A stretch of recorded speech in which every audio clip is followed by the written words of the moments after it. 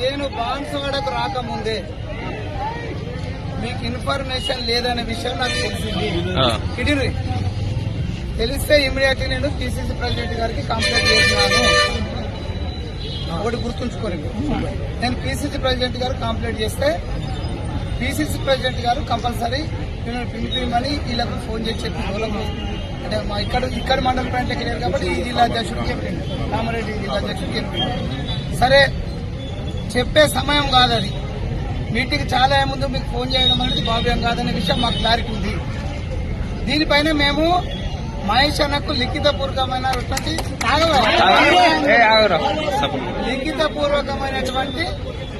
Letter ఇస్తాం, ఇద్దరం సంతకాలు పెట్టి.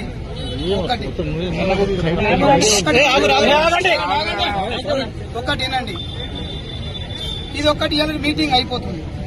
మనం ఇవాళ రేవంత్ రెడ్డి గారి నాయకత్వంలో ముందుకెళ్తున్నాం. నిజమే మీరు కష్టపడ్డోళ్ళకు బాధలు ఉన్న విషయం నేను మీకంటే ఎక్కువ తెలిసిన